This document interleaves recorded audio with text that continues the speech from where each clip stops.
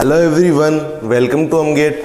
तो हम operational amplifier discuss कर रहे थे। ऑपरेशनल में भी आइडियल ऑपरेशनल एम्पलीफायर हम डिस्कस कर रहे थे। तो आज का टॉपिक देखते हैं। आज अपने क्या पढ़ेंगे, एक नया कंसेप्ट सीखेंगे ऑपरेशनल एम्पलीफायर के अंदर। ठीक है, तो आज का जो मैं आपको जो कंसेप्ट सिखा रहा हूँ ना, वो कंसेप्ट रहेगा जो अपने आर इनपुट और आर आउटपुट की बात करते हैं ना, वो उस पर डिस्कस कर लेते हैं कि sir R input R output कैसे निकालते हैं एक सर्किट के अंदर, और ये ऑपरेशनल एम्पलीफायर में कैसे आप बताओगे या कैसे काम आता है ये। तो ये पूरा अपने डिस्कस करेंगे। आज का ये अपना टॉपिक है। ठीक है, आर इनपुट और आर आउटपुट का। तो इसके लिए अगर मैं यहाँ पे बात करूँ, मेरा कोई भी एक मैंने सर्किट लिया, ठीक है, कोई भी मैंने बिल्डिंग ब्लॉक लिया, ठीक है, ये मेरा बिल्डिंग ब्लॉक है। इसमें मैंने मान लिया कि भाई फ्यू अपने कुछ भी अपने जैसे इंडिपेंडेंट सोर्स लगे रखे हैं, वोल्टेज सोर्स है इसके अंदर, कुछ मेरे करंट सोर्स है इसके अंदर इंडिपेंडेंट, ठीक है, रेजिस्टेंस है, पैसिव सर्किट मान रहा हूँ मैं, ठीक है, रेजिस्टेंस है, डिपेंडेंट वोल्टेज सोर्स है और कुछ डिपेंडेंट करंट सोर्स है मेरे। तो ये मैंने सर्किट माना है मेरा कि भी एक नेटवर्क है, ये आपका एक नेटवर्क है। इस नेटवर्क के अंदर आपके कुछ तो वोल्टेज सोर्स है, कुछ करंट सोर्स है, कुछ रेजिस्टेंस है, या कुछ डिपेंडेंट वोल्टेज सोर्स है, कुछ डिपेंडेंट करंट सोर्स है। ठीक है, तो सर अगर मुझको इसके टर्मिनल पे, इसके दो टर्मिनल मान लो, जैसे इसकी अपने बात कर रहे हैं कि एक टर्मिनल है, एक पोर्ट का टर्मिनल है, ठीक है। अगर मेरे को यहाँ से इसका आर इक्विवेलेंट निकालना है तो एनालॉग इलेक्ट्रॉनिक्स में अपने क्या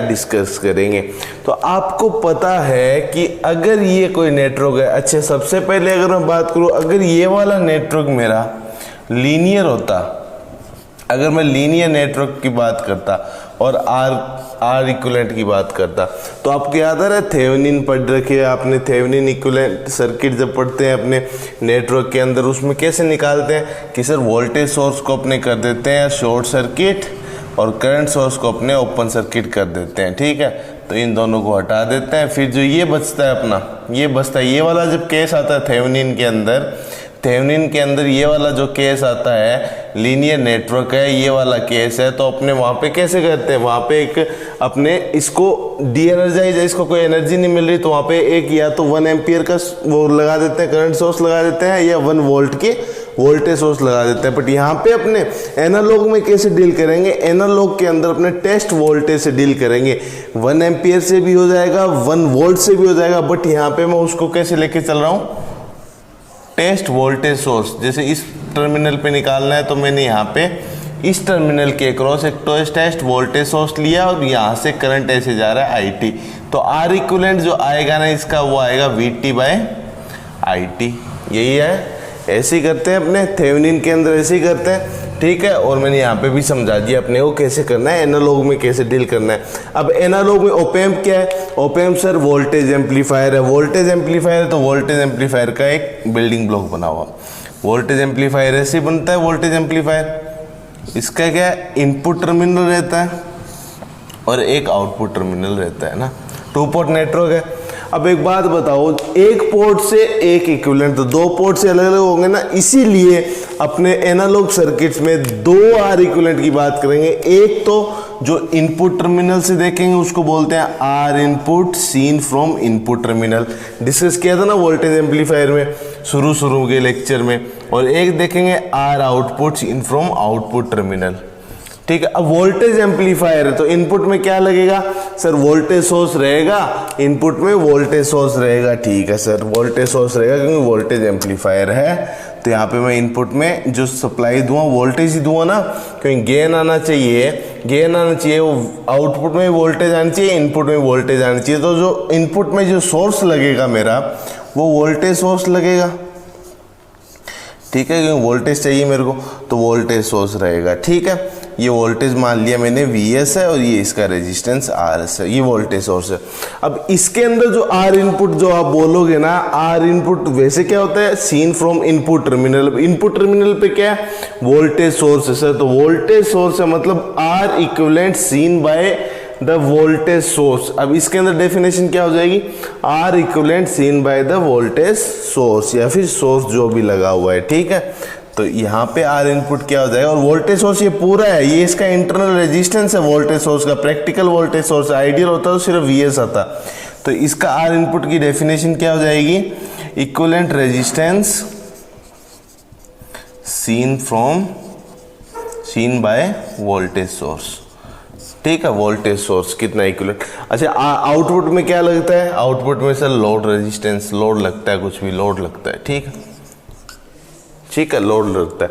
अब मैंने क्या बताया कि जो आउटपुट है इसको क्या बोलोगे, अब इसके अंदर लोड रेजिस्टेंस लगा, मतलब R output seen from, R equivalent seen from load resistance, या फिर seen by load resistance, equivalent resistance seen by RL, इसमें ये डेफिनेशन हो जाएगी। अच्छा चलो ठीक है। अब मैंने क्या बताया आप लोगों को निकालते कैसे हैं, जैसे मैंने बताया जब ये VT था, अगर मैंने टेस्ट वोल्टेज लगाया तो वोल्टेज सोर्स दूसरा सिर्फ यही रखेंगे अपने, दूसरा जो भी वोल्टेज सोर्स होगा उसको शॉर्ट सर्किट कर देंगे, करंट सोर्स होगा उसको ओपन सर्किट कर देंगे। अगर मेरे को इनपुट से निकालना है तो इनपुट से किसके थ्रू देखते हैं, वोल्टेज सोर्स के थ्रू देखते हैं। तो अगर इसमें आर इनपुट की बात करेंगे तो आर इनपुट अगर मेरे को निकालना होगा, आर इनपुट अगर मेरे को निकालना होगा तो इस पूरे वोल्टेज सोर्स को, इस पूरे वोल्टेज सोर्स को मैं एक टेस्ट वोल्टेज से रिप्रेजेंट करूंगा, एक टेस्ट वोल्टेज सोर्स वोल्टेज से रिप्रेजेंट करूंगा VT से, और उससे करंट भेज दूंगा IT, यही करूंगा ना, यही करूंगा। बाकी मैं कैसे निकालूंगा, फिर बाकी क्या निकालूंगा, जो आर इनपुट आएगा वो VT बाय IT आएगा, ऐसे ही निकलेगा। अच्छा, अब मेरे को अगर यहां से निकालना, आर आउटपुट निकालना, तो इस लोड को, इस लोड की जगह मैं क्या लगाऊंगा, इस लोड की जगह मैं लगाऊंगा सर VT। अब एक VT होना चाहिए सिर्फ और IT होना चाहिए। तो इस टाइम पे जब इसका कंसीडर कर रहा हूं मैं, जब मैं इसका कंसीडर कर रहा हूं, RL से निकाल रहा हूं, तो इस टाइम पे जो ये वोल्टेज सोर्स है इसको क्या कर दूंगा, शॉर्ट सर्किट। इस वोल्टेज सोर्स को क्या कर दूंगा, जब RL का डिस्कस कर रहा हूं तो इसको क्या कर दूंगा, शॉर्ट सर्किट कर दूंगा। जब इसका डिस्कस करूंगा, कोई और वोल्टेज सोर्स लगा हुआ होगा तो उसको शॉर्ट सर्किट कर दूंगा, और यही है तो इसको VT IT कर दूंगा, RL तो रहेगा ही। अब RL से निकालना है, RL से निकालना है तो थेवेनिन कैसे करते हैं, अपने कोई भी ओपन सर्किट रेजिस्टेंस निकालते हैं तो कैसे निकालते हैं, आर इक्विवेलेंट में सिखाया है मैंने नेटवर्क थ्योरी में, ठीक है, अपलोड भी हो चुका है। तो उसमें क्या करते हैं, जब निकालते हैं तो दूसरा जो भी वोल्टेज सोर्स है, करंट सोर्स है, तो वोल्टेज सोर्स को शॉर्ट सर्किट, करंट सोर्स को ओपन सर्किट कर देंगे। तो ये वोल्टेज एम्पलीफायर की बात कर ली। अब आइडियली अगर मैं बात करूं तो वोल्टेज एम्पलीफायर का मैंने आपको बताया था कि आइडियली अगर मैं बात करूं तो वोल्टेज एम्पलीफायर का गेन होता है वो इनफाइनाइट होता है, आर इनपुट होता है, आर इनपुट होता है वो इनफाइनाइट होता है, और आर आउटपुट होता है वो 0 होता है। ये वोल्टेज एम्पलीफायर की कैरेक्टरिस्टिक्स मैंने आपको बताई थी। अब वो डिस्कस करते हैं अपने क्या होता है, क्यों होता है, कैसे निकलता है, वो सर्किट्स के थ्रू देखते हैं। ये मैंने आइडिया दिया कि अगर इनपुट निकालना है तो ऐसे निकालेंगे, आउटपुट निकालना है तो ऐसे निकालेंगे। सर आइडिया तो समझ में आ गया, अब इसको इम्प्लीमेंट करके दिखाओ, इम्प्लीमेंट करके दिखाओ। तो वो दिखा देते हैं आपको इम्प्लीमेंट करके, ठीक है। मैं इरेज कर रहा हूँ, आप लोग पॉज करके नोट कर लेना, मैं इरेज कर रहा हूँ इसको, ठीक है। अब इम्प्लीमेंट करके दिखाने वाला हूँ। अब इसको सर इम्प्लीमेंट कैसे करते हैं वो भी बता दीजिए। तो इसको इम्प्लीमेंट करने के लिए मैंने, देखो ये वाला सर्किट है, ये कौन सा है आपका, बताओ कौन सा सर्किट है आपका, सर ये नॉन इन्वर्टिंग है, नॉन इन्वर्टिंग एम्पलीफायर है, ठीक है। और ये वाला आपका, ये सर इन्वर्टिंग एम्पलीफायर है, इन्वर्टिंग एम्पलीफायर है, इन्वर्टिंग एम्पलीफायर है, ये नॉन इन्वर्टिंग एम्पलीफायर। ये आपको पता है, ये अपनों ने डिस्कस किया हुआ है सर पहले। अब इससे पहले भी इम्प्लीमेंट करने से पहले एक और बेसिक कंसेप्ट सीख लो आप लोग कि ये वोल्टेज सोर्स है, ठीक है, ये आपका वोल्टेज सोर्स है, प्रैक्टिकल वोल्टेज सोर्स है, ये RL है, ये RL है। अगर इस RL में ये R आइडियल होता तो ये RS नहीं होता, ये वोल्टेज सोर्स आइडियल होता तो इस RS की वैल्यू क्या होती, 0 होती, इंटरनल रेजिस्टेंस। अगर ये आइडियल होता तो, अगर ये आइडियल होता तो, अब अगर एक बात बताओ मेरे को, अगर ये आइडियल वोल्टेज सोर्स है तो RL के क्रॉस वोल्टेज क्या होगी, यहाँ कोई रेजिस्टेंस नहीं है तो सेम VS होगी। मतलब जो VL आ रही है वो क्या आ रही है, VS आ रही है सर, VL VS आ रही है। मतलब जो लोड वोल्टेज है अगर वो लोड रेजिस्टेंस से इंडिपेंडेंट होगी ना, लोड वोल्टेज अगर लोड रेजिस्टेंस से इंडिपेंडेंट होगी मतलब वो आपका उससे पहले जो भी सर्किट लगा वो आइडियल वोल्टेज सोर्स है, आइडियल वोल्टेज सोर्स की तरह बिहेव कर रहा है। अब यहाँ देखो आप, ये लोड रेजिस्टेंस है। अब लोड रेजिस्टेंस पे आप देखोगे तो पहले तो RP दिख रहा है, यहाँ से अगर R इक्विवेलेंट की बात करता मैं RL से देखता तो पहले RS आता ना, R इक्विवेलेंट देखता तो। अब अगर ये आइडियल है तो R इक्विवेलेंट कितना आएगा, R इक्विवेलेंट सर 0 आएगा, यहाँ से देखूंगा तो ठीक है। अब यहाँ से बात करूँगा, यहाँ से R इक्विवेलेंट में देखता तो R इक्विवेलेंट की बात करता तो कितना आता, RP आता। अब अगर ये आइडियल करंट सोर्स है, अगर ये आइडियल है तो RP की वैल्यू इनफाइनाइट है सर, RP की वैल्यू इनफाइनाइट है तो R इक्विवेलेंट कितना हो जाएगा आइडियली, इनफाइनाइट आइडियली, ठीक है। अच्छा एक चीज और, अगर ये RP नहीं होता तो ये IS करंट है एज इट इज RL में जाता। अगर ये RP नहीं होता तो ये IS करंट है वही यहाँ जाता। मतलब IL की जो वैल्यू थी यहाँ पे, IL की वैल्यू IS के बराबर आती। मतलब load current independent to load resistance, RL कहीं नहीं आया, RL का कोई मतलब ही नहीं है, एज इट इज IS हो जा रहा है। मतलब उससे जो पहले लगा होगा वो क्या लगा रहेगा, आइडियल करंट सोर्स लगा रहेगा, आइडियल करंट सोर्स रहेगा और यहाँ से R इक्विवेलेंट दिखेंगे आइडियल में तो इनफाइनाइट आएगा। ये चीज़ समझ में आ गई, पहले भी बता रखी है मैंने, आपको याद दिला दी मैंने, ठीक है। इससे पहले वाली क्लास में जस्ट डिस्कस की थी ऐसी चीज़, जहाँ पे वोल्टेज ओपेम था वो वोल्टेज कंट्रोल वोल्टेज सोर्स था और वो किस में कन्वर्ट हो गया था, वोल्टेज कंट्रोल्ड करंट सोर्स में कन्वर्ट हो गया था। वो डिस्कस किया ना इससे पहले वाली क्लास में। अब देखो ये नॉन इन्वर्टिंग एम्पलीफायर, आपको पता है V0 की जो वैल्यू आती है, V0 की जो वैल्यू आती है नॉन इन्वर्टिंग की कितनी आती है, 1 + R2/R1। मैंने कहा था डायरेक्ट याद रखने को आपको, इनटू V इनपुट। तो यहाँ पे गेन की आप बात करोगे तो V0/V इनपुट कितना आएगा, 1 + R2/R1। अब देखो इस कंसेप्ट से, देखो इस कंसेप्ट से, अब ये जो V0 है, V0 इसके क्रॉस भी बोल सकता हूँ ना, RL के क्रॉस भी V0 है मेरी।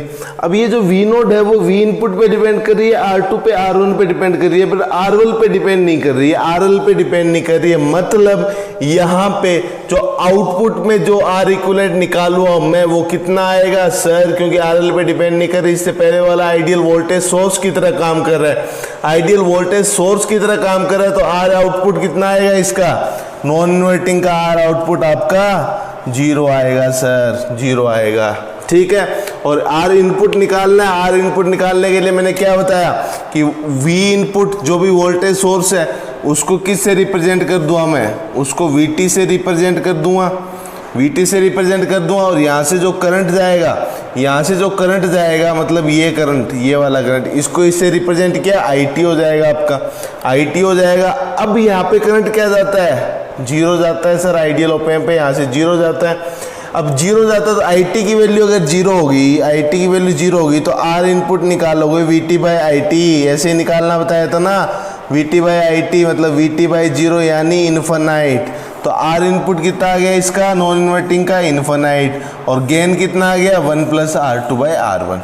ये आप एक बार यहाँ पे देखो। अब इन्वर्टिंग की बताओ, इन्वर्टिंग का क्या आता है फॉर्मूला, इन्वर्टिंग का तो सर हमने पढ़ रखा है, V0 आता है -R2/R1, इन्वर्ट हो जाएगा ना, -R2/R1 इंटू V इनपुट। तो गेन कितना आ जाएगा, गेन आ जाएगा V0/V input equals to -R2/R1 equals to -R2/R1, ये गेन आ गया। अब इसमें बताओ जो V0 आई है आपकी, ये RL के क्रॉस, ये V0, ये जो V0 आई है आपकी वो क्या RL पे डिपेंड कर रही है, नहीं, तो इसमें भी R आउटपुट कितना आ जाएगा, 0, क्योंकि इससे पहले वाला voltage source ideal voltage source की तरह काम कर रहा है, ये वाला कंसेप्ट, ठीक है। एक एक चीज मैंने इसलिए समझाई है आपको। तो R आउटपुट डायरेक्ट निकाल सकते हो 0 ओम। R इनपुट बताओ, R इनपुट यहाँ पे देखोगे तो इसको करूँगा मैं VT, इसको VT मानूंगा और यहाँ से करंट मान लूँगा IT, ठीक है। ये अब इसमें क्या है, वर्चुअल ग्राउंड शॉर्ट वैलिड है तो 0 वोल्ट है। तो VT बाई IT, ये IT यहाँ से जा रहा है, ये यहाँ पे वोल्टेज VT होगी तो VT इंटू 0 अपॉन यहाँ से IT जा रहा है। करंट की वैल्यू बताओ कितनी आएगी सर? करंट की value V by R, IT equals to VT by R1। तो VT बाई IT कितना आ गया? VT बाई IT जो अपने निकालना था R इनपुट कितना आ गया? R1 आ गया। तो यहाँ पे R इनपुट कितना आया है? R इनपुट कितना आया? R1। तो फाइनली अगर मैं कंक्लूजन की बात करूंगा ना, कंक्लूजन की बात करूंगा, कंक्लूजन मतलब नॉन इन्वर्टिंग और इन्वर्टिंग में मैं अगर आपसे पूछूं कि कौन सा बेटर वोल्टेज एम्पलीफायर है, सर वोल्टेज एम्पलीफायर तो हमने पढ़ रखा है। वोल्टेज एम्पलीफायर का R इनपुट इन्फिनाइट रहता है, R आउटपुट आपने बताया 0 रहता है और गेन उसका आइडियली इन्फिनाइट रहता है, लार्ज रहता है। आइडियली की बात कर रहा हूँ क्योंकि ओप एम्प आइडियली की बात कर रहे हैं, ठीक है।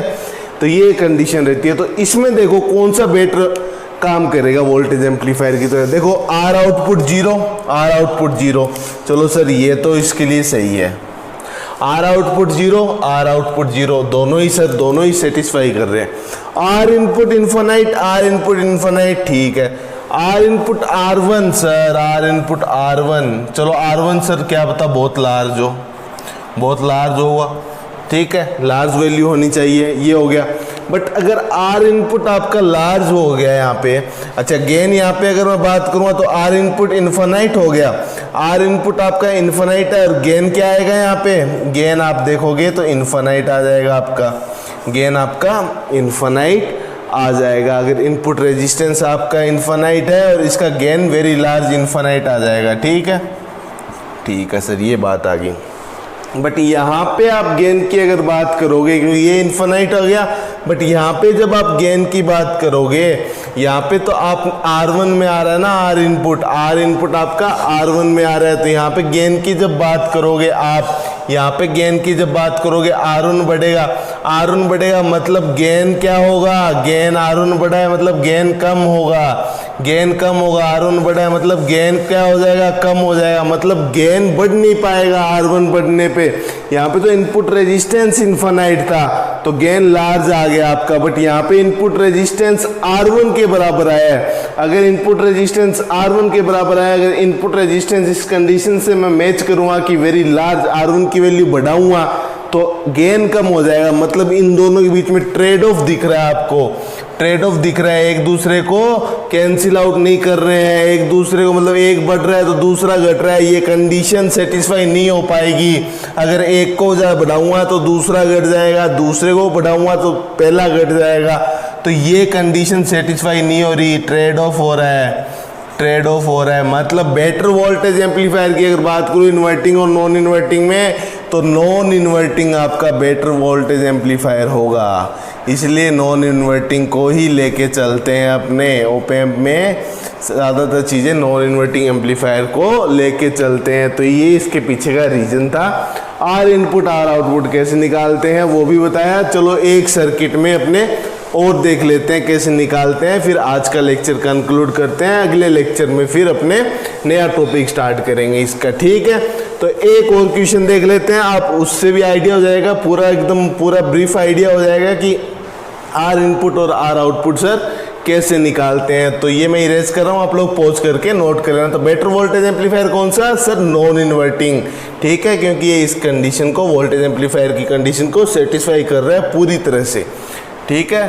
तो आप लोग नोट कर लेना। अभी अपने एक और देख लेते हैं जहाँ पे आप निकाल के बताना R इनपुट R आउटपुट। एक क्वेश्चन देख लेते हैं, ठीक है, वो आप मेरे को उसका फिर R इनपुट और R आउटपुट निकाल के बताना, ठीक है। जैसे मैं अगर बात करूँ आपके सामने, ये मेरा ओप एम्प है, ये माइनस है, ये प्लस है, ठीक है, ये माइनस है, ये प्लस है, ठीक है,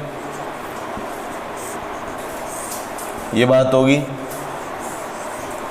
होगी, ठीक है। यहाँ पे मैंने RL लगा दिया, चलो आपका ये V0 है, ये R2 है, ये R2 है, ये R1 है, ये R1 है आपका, ये V1 है, ये V2 है, ठीक है। अब मैंने इसमें पूछा कि find R input R output, ये निकालो सर आप। तो आप निकालोगे, आपको पता है सर ये तो हमारा देखा देखा सा सर्किट लग रहा है, ये सर ये तो आपका डिफरेंशियल एम्पलीफायर है, डिफरेंशियल एम्पलीफायर है जिसका आउटपुट आता है सर, जिसका आउटपुट आता है R2/R1 into V1 minus V2, ये इसका आउटपुट आता है सर, ये तो हमने पढ़ रखा है। अच्छा चलो ठीक है, ये आपने V नोड निकाला, तो डायरेक्ट बताओ मेरे को क्या V नोड है, ये RL के क्रॉस V नोड है ना, क्या V नोड है वो आपकी RL पे डिपेंड कर रही है? नहीं कर रही। अगर RL आता V नोड में तो ये वोल्टेज सोर्स की तरह, मतलब आइडियल वोल्टेज सोर्स नहीं होता। अब तो ये आइडियल वोल्टेज सोर्स की तरह काम कर रही है क्योंकि RL पे डिपेंड ही नहीं कर रही है वोल्टेज। तो इससे पहले वाला वोल्टेज है वो सिर्फ इनपुट वोल्टेज पे काम कर रही है। देखो V1 माइनस V2 पे, R2/R1 पे डिपेंड कर रही है, बट RL पे डिपेंड नहीं कर रही है। मतलब R आउटपुट में डायरेक्ट लिख सकता हूँ, R output ideal voltage source की तरह काम कर रहा है पहले वाला, तो कितना होगा सर 0।